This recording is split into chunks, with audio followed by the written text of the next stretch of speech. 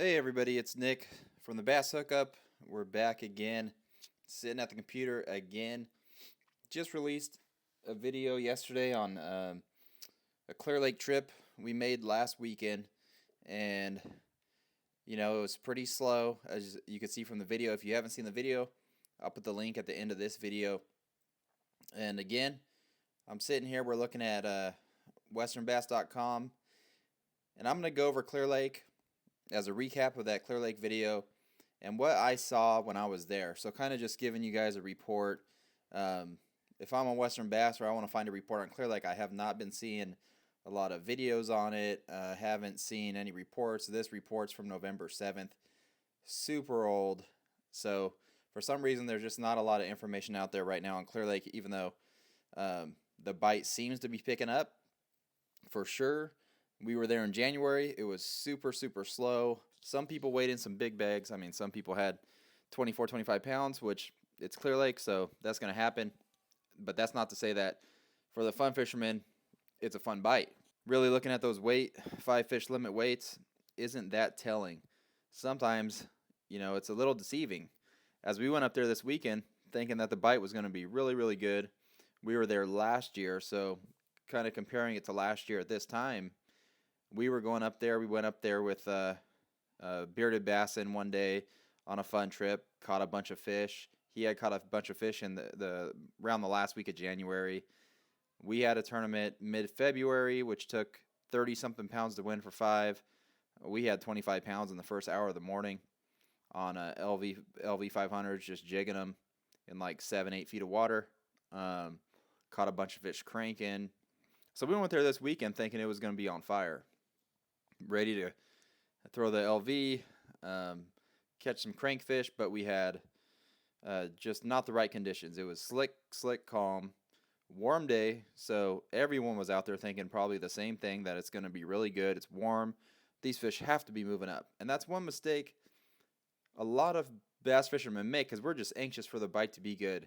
Every year, I know I look forward to the pre-spawn every single year. It doesn't matter if I'm going to Clearlake, Berryessa, the Delta, wherever I'm going, I'm looking forward to that bite. It's the best bite of the year to me.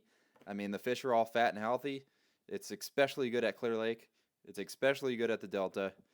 So we kind of speak it into existence, right? Like talking to your buddy saying, it's going to be 70. It was 70 yesterday. It was high 60s. Those fish have to be moving up. I know they're up there, man. We got to get out there. We're going to just crush them. And you get out there and you just get disappointed. So, our last trip, it wasn't that we were disappointed. We caught great fish. We caught big fish. It's just the numbers aren't there. So it was just a slow grind. So I just want to go over how we caught those fish and where they seem to be right now, for us anyway. And this is only based off of one trip. So right now the bite could be good. They could be shallow. They could be catching them cranking or whatever. But I just want to go over, water temp from last week. I don't think it's changed that much. It might have come up a little bit. So let's just get into that.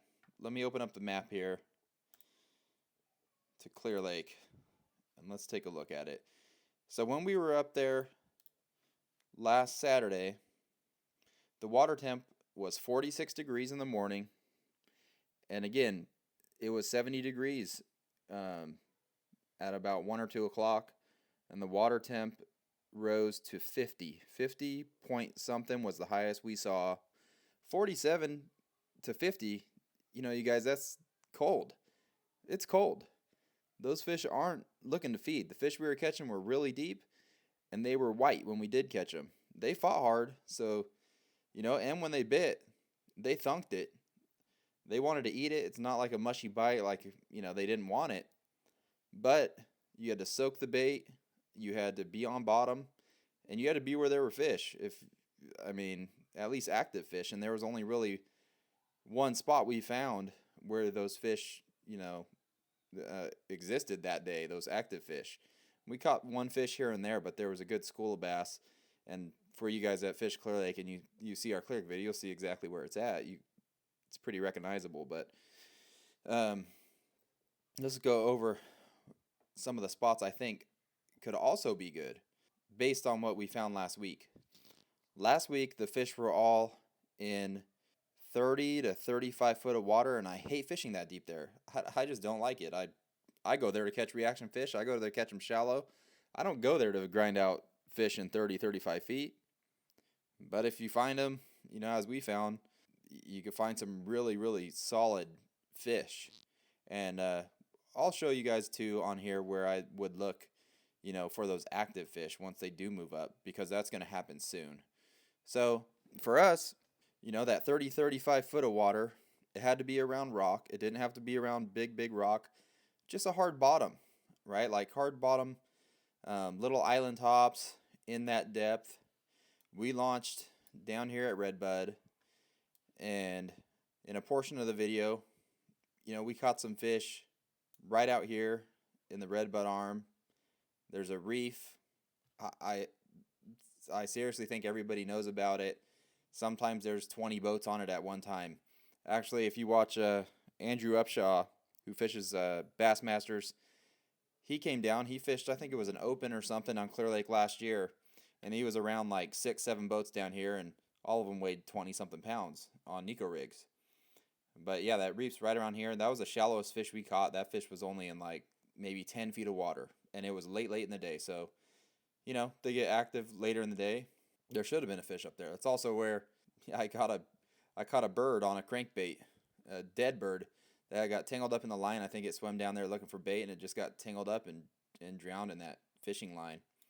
So when I'm looking at the map, and let's say my game plan is to go out here, and I know that they're deep, I would be looking for island tops out in deeper water or stretches of shoreline where it's deeper. And right off the bat, again, just like the Delta, looking at a topographical map, I'm going to look for where there's kind of channel swings or where it's deeper right along the bank, and also islands. So if I'm this far, I'm zoomed out right here, I could see this gradual taper right here. These lines are far apart. That means it's shallow. That means this is a shallow, gradual flat that progressively goes from deep up to shallow up to the bank. Where these dark lines are all together, or at least it's darker here right next to the bank, that's telling me those lines are really close together. It's a sharp drop off. So if I'm going to fish a bank and I want to find a deep one, I'm going to look here. I'm going to look for those lines and maybe come here and look at this, mark it on my GPS, try to remember where it's at. The fish are going to be sitting on their typical spots, right? Like the points right on this bend. Maybe they're on the inside bend. Maybe they're right here on the point of this shelf coming out and it breaks off real fast. Or they're going to be on these couple docks. Those are going to be the best docks right on this point right here. Same thing as you go along this bank, it's kind of all deep, and then you kind of see this, they get real tight together right here, which tells me drops off pretty fast right here. Might be a good spot to try if I'm trying to go along the bank. At the same time, if I do find fish right here, or if I'm looking for them shallow and it's early in the year, I'm going to look for areas where there's these quick drop-offs, and then I'm going to follow this line to where it starts to come up on this flat. So as they come up out of this deep water, the first place they're going to go is they're going to come right down the shoreline, and they're going to probably sit right around where this deep water transitions into like a slower taper bank or on these docks. And that's where they're going to be at. So, that's a good spot to try. If you did catch them here, maybe a week or 2 weeks from now, they might move up here on this flat, or maybe right in here in between these two deeper areas. Those are things I'm looking for, when I'm kind of scouting out Clearlake at this time of year, and especially if I know they're deep like they were last weekend. So as you go through here, you could see all these spots where it's deep. You could tell it drops off, tapers off quick. This looks like a good area. I mean, it even says right here, spawning area. And I know right in here, this is real shallow out here, and this is a real good rock point that comes out, and it drops off pretty quick. These fish could just stage out here before they want to move up, and you could catch them when they're down here, like maybe last weekend. I didn't even try here, but I've caught them here in the past. You could catch them down here, and then when they move up, you could catch them up on top, or maybe they move back into one of these bays, and you could catch them. I love yo-yo on the LV500. Um, you know, maybe throwing a underspin in there, but mainly when they do move up, I just really stick with that LV500. And once you get on a school, you could really go to town. Last weekend where we were at, and you can see there's so many spots. Once you find them at a certain depth on Clearlake, you could duplicate it. You could run around. This island top has a pole on it, a bunch of rock piles, and you just need to get in that right depth range. This looks like a really good spot. I've never even fished it, but it's a real shallow flat. It comes out, and then right here you can tell this is just a hard spot. Drops off real fast. It comes out to a point. Looks like a great spot. I need to mark some of these spots because I never fished those spots. Um, Another little point that comes offshore. Looks like a good spot. You can tell this whole shoreline here is deep because, like I said, look at these lines. Look how close they are together. It goes from shallow to deep really fast. So those fish could be staging right here, right in that deeper water, getting ready to move back in this cove to spawn. Or on this bank, you could tell it's shallower. It looks like a good spot. Coming down the bank, this is deep, and then there's a shallow reef that comes out and makes a point. Looks like a good spot to me. I'm just looking at it, going through it, kind of talking to you guys through it. I mean, some of these spots are new to me. I don't really kind of get stuck in my ways and fish the same spots, but looking at this right now, it's even like, wow, man, there's spots I need to try on here. What we focused on last week really was in the rattlesnake arm. I'd heard the bite was good, and I had a couple buddies that were fishing for crappie the day before and the day that we went out there, and they came and met us out here in the video, Tim and Rodney, and they did pretty good on the crappie. The crappie bites was really, really good, and I mean, I'll just tell you guys right now that I think it's a known thing as well. Right now, there's a huge school of crappie right here in this rattlesnake arm, right out in front of the Oasis Park area here, or the Keys. And there's probably 30, 40 boats and kayaks and jet skiers fishing and everything else for crappie. So if you like to fish for crappie, there's supposed to be a huge school of crappie out here right now, and they were catching them all on, basically white jigs, crappie jigs, and it seemed like the single jig was better than the double jig. Some people were catching them on like the 2.8 Kitex on like a 1/16 ounce head, and the report is that the crappie were all suspended. They're in 15 foot of water, but they're suspended in like 8 to 12. So you just got to find the schools, and I mean, there's no mistaking where the crappie are at because you'll see all the boats. There's just a ton of boats over here. But hearing that the bite was good in Rattlesnake, we ran over here, and Rattlesnake has an abundance of rock piles for you to fish in deep water. So right off the bat, I kind of like to be zoomed out this far because these dark spots where it drops off quickly and little points, I could see them pretty easily when I'm zoomed out this far. I could see, this island top. I could see the shape of this island top and the shape of this one. And then when I want to inspect it further, I could zoom on in. So like back here, there's two little island tops and a deep ridge here on this side of Rattlesnake Island on the back side. If I want to look at it closer, I could zoom in, and if I was guessing where the fish would be at right now is, this area here looks good. It looks good because you have this ridge right here. It's deep. You could tell it's flat, and then it drops off here, and I think it's probably right now 23 to 25 feet deep. And then you have a short distance to this island top and another short distance to this island top. If I were to guess where they're going to be right now fishing these, I always throw up on top and drag out to see where they're at, but always look at my fish finder. And last weekend I found that the fish were under my boat in like 30 to 35 foot of water. So sitting out here in front of these island tops, around the corners. But as they go to move in shallower and start to feed, if you haven't heard about, fishing the pinch points, fishing where fish are going to funnel through, this spot right here illustrates a good pinch point, or a couple of them. You have these island tops on the top. I think they're only 8 to 10 feet deep. You have deep water out here. It's like 23 feet, 23, 25 feet deeper if you're sitting out here. And then in between these spots are pinch points.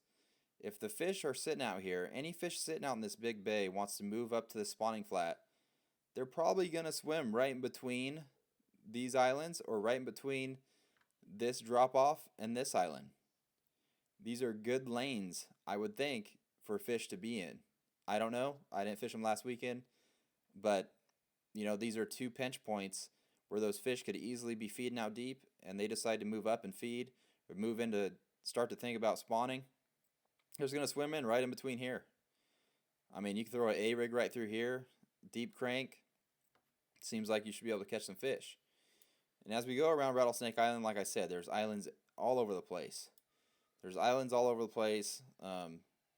Like this deep side of this little island right here seems like that would have been good last weekend.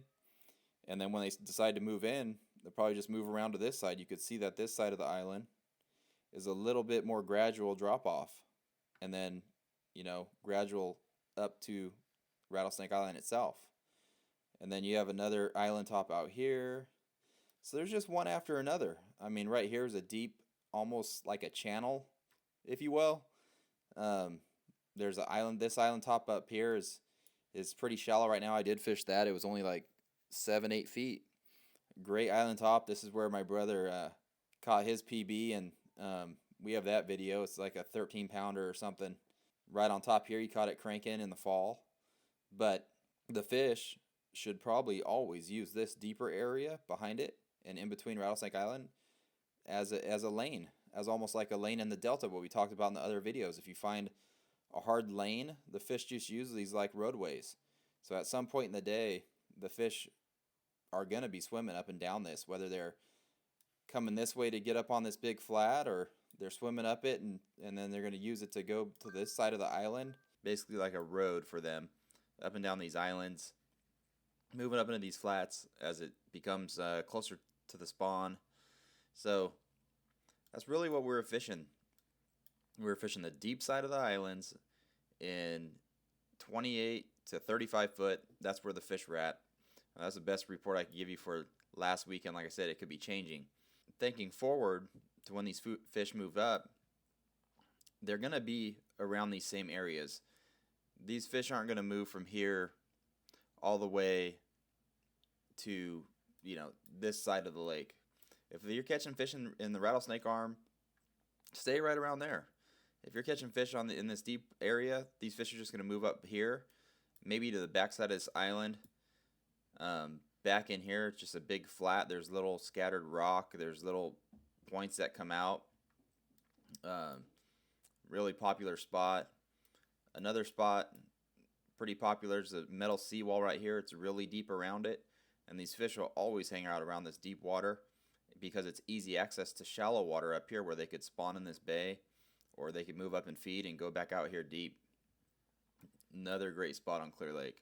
So if you apply basically what I'm talking about to all of, let's say, the south end of Clearlake, so Rattlesnake Arm and the Redbud Arm, you should be able to either find them deep. If they're not there, move up shallow.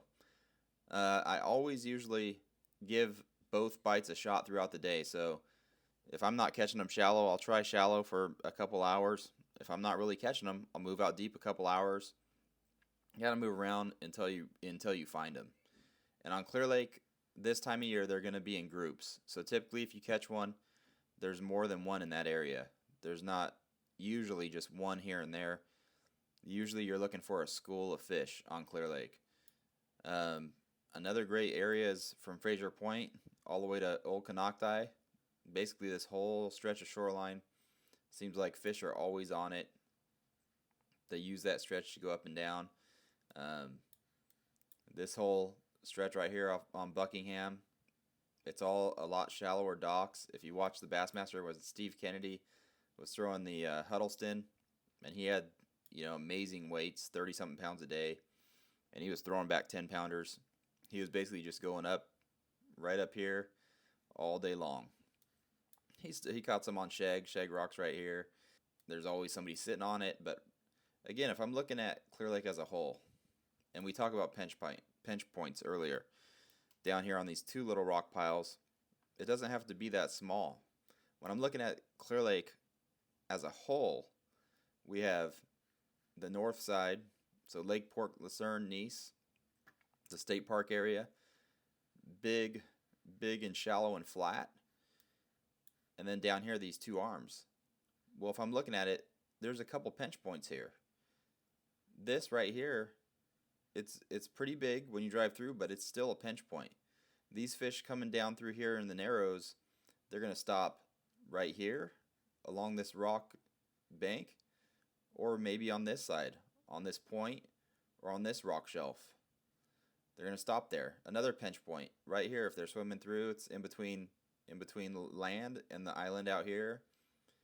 Windmill Point, they're going to be swimming by that all the time. If I'm coming down here, another pinch point, there's an island here, and you could drive right in between the shore and this island. Well, the fish are going to use that too. If they want to come to this side of the point, they're going to swim through here. If they want to go to the island, they're going to swim across.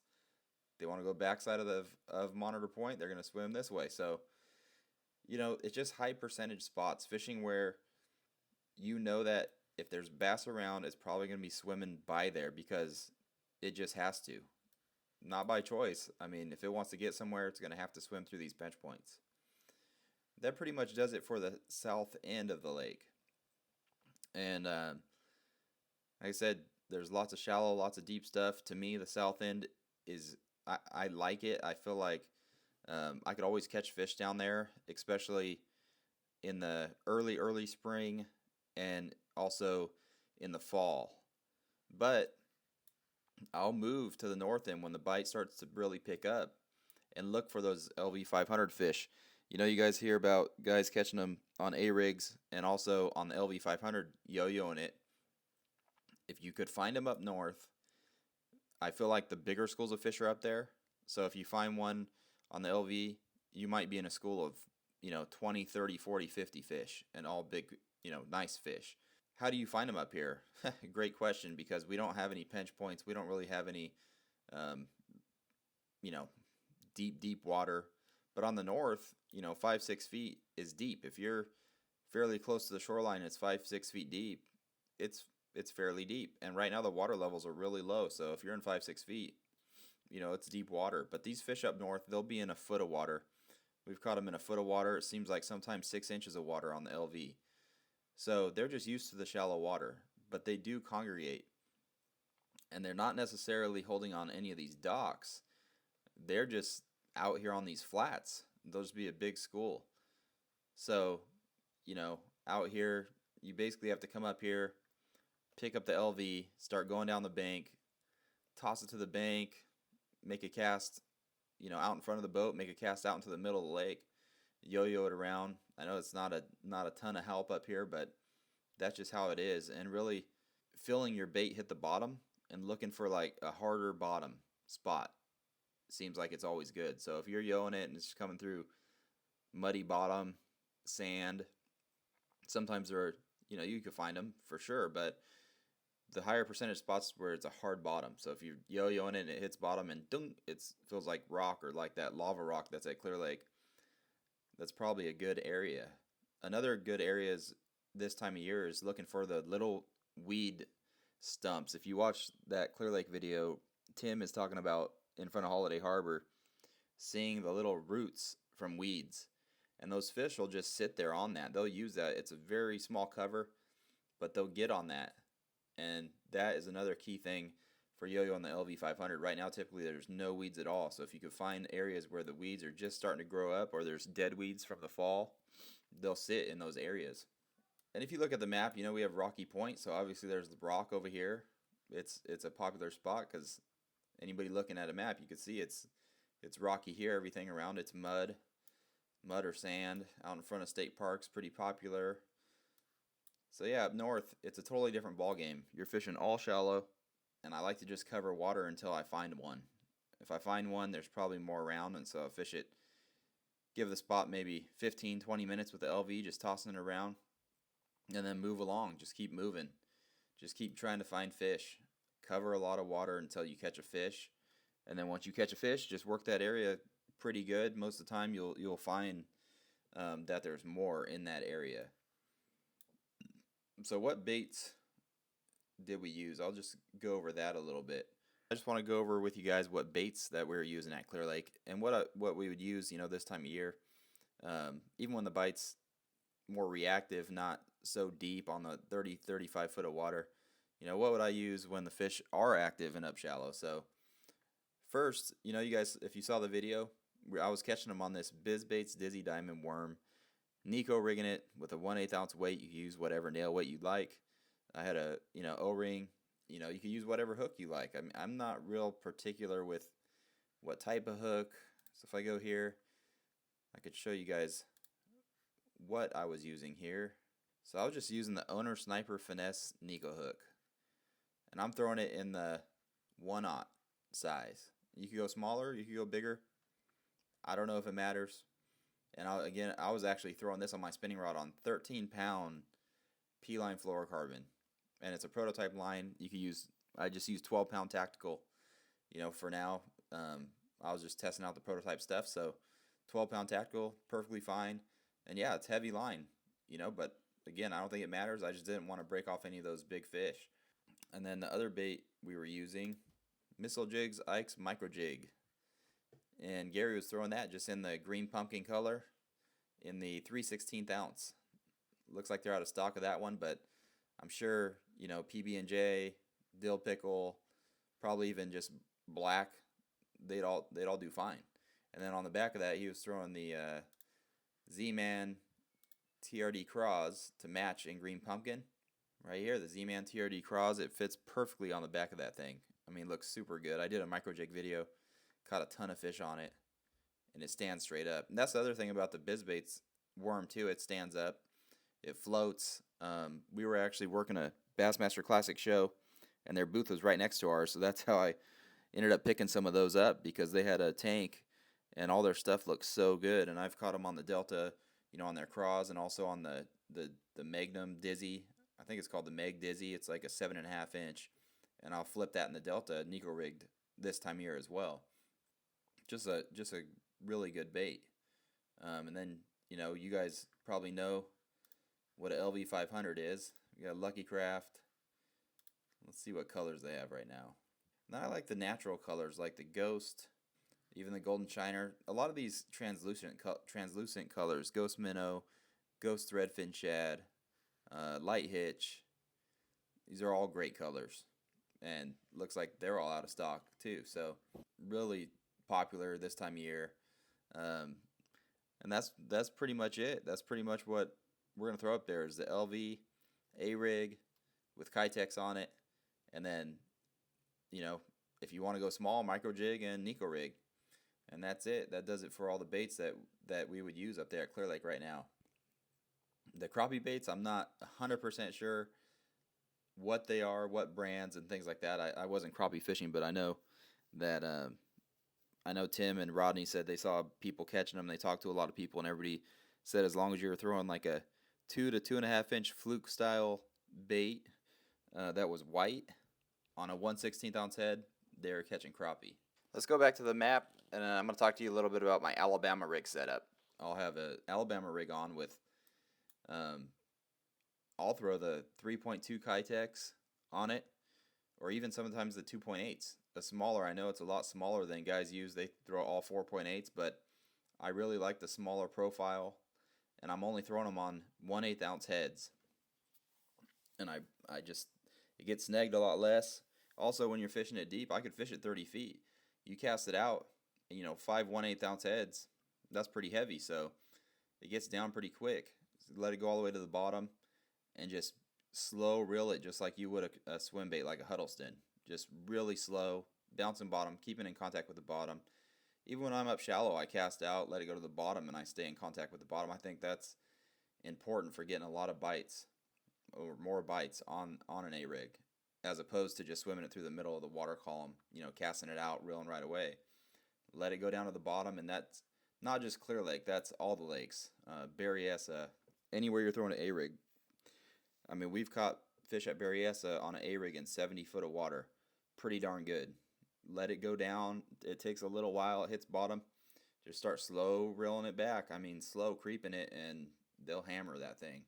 I don't think they see many A-rigs in 70, 60 feet of water. So that's a good tip for you guys. Don't be afraid to throw the A-rig out deep, deep, because there are fish. So that's really going to do it for the Clear Lake report and how we fished it. So as it gets later in the year and we find more fish or see the bites different, as the weeds grow and you start catching them punching and frogging, I'll do another one of these videos on Clear Lake. Same with the Delta. So hopefully, it looks like you guys like these videos. We're excited to bring them to you. Thank you for all the comments, and keep posting comments. Keep hitting the thumbs up. And if you haven't subscribed already, you want to do so you don't miss any of these videos. We're going to keep on coming out with these reports and trying to go in depth as to how we're catching them, where we're catching them, what kind of structure we're catching them on. Thanks again for watching. See you next time.